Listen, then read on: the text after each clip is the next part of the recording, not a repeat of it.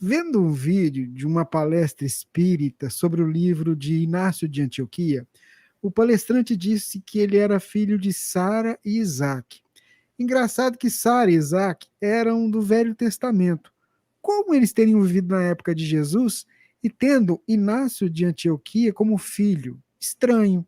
No livro conta que Jesus carregou ele no colo quando era pequeno, naquela passagem onde Jesus falou: Deixai vir a minhas criancinhas, porque delas é o reino dos céus. Por favor, eu gostaria que você me explicasse. Pois é. Existe um princípio utilizado por Allan Kardec para a codificação kardeciana chamado universalidade dos ensinos dos espíritos. O que se esconde por trás dessa fala? É que quando um espírito vem e conta uma coisa, é apenas uma notícia, é apenas uma opinião. A gente pega essa opinião, abre uma gaveta e guarda, e fica esperando confirmações ou negações desse princípio. Nós só podemos absorver algo como sendo verdade espírita a partir do momento em que vários espíritos, por diversos grupos diferentes, apresentam o mesmo conteúdo. Até mesmo vir de vários médios, mas de um mesmo grupo, não é suficiente, porque o grupo inteiro pode estar dentro de um processo de envolvimento espiritual. É preciso que venha de vários médiums, de vários grupos distintos, que de preferência não tenham contato entre si. E quando alguém vem e traz essas notícias, fulano foi ciclano, existe isso porque fulano é filho de não sei quem, a gente tem que olhar sempre com estranheza, porque se fosse para a gente saber, a gente nascia sabendo. Se nós não lembramos o passado, é porque realmente isso não é a coisa mais importante. Mas há uma curiosidade muito grande das pessoas, até mesmo no meio espírita, para tentar saber quem é a reencarnação de quem, como se isso fosse a chave dos mistérios da vida. Mas Deus tem tantos espíritos que não tem a necessidade de repetir de maneira tão intensa a vinda dos missionários como se eles fossem um só. Então, há muitas entidades que realmente encarnaram várias vezes na Terra.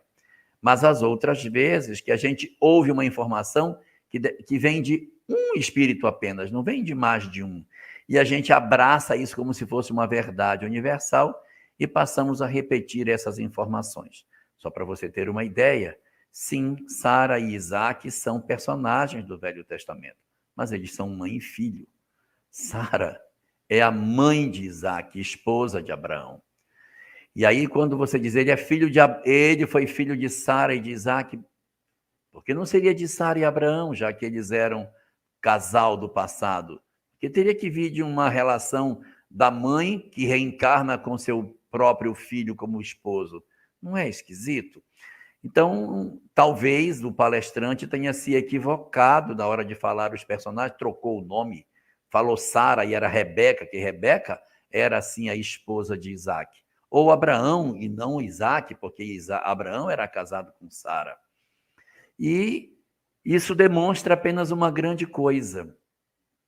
Live é muito bom, mas referência doutrinária na obra. Nós estamos tendo a oportunidade de conhecer muita coisa pelas lives, mas a gente não deve tomar como verdade tudo que as lives falam, porque às vezes o companheiro que está falando aquilo, ele está falando que ele leu numa obra que nem é uma obra segura, ou às vezes ele nem leu em lugar nenhum. Ele concluiu de si próprio e joga na live uma conclusão que nem pertence de fato ao corpo doutrinário da doutrina espírita. Mas como você pede uma orientação nesse sentido, eu lhe diria o seguinte: entre as obras seguras que eu conheço, não há nenhuma referência nesse sentido.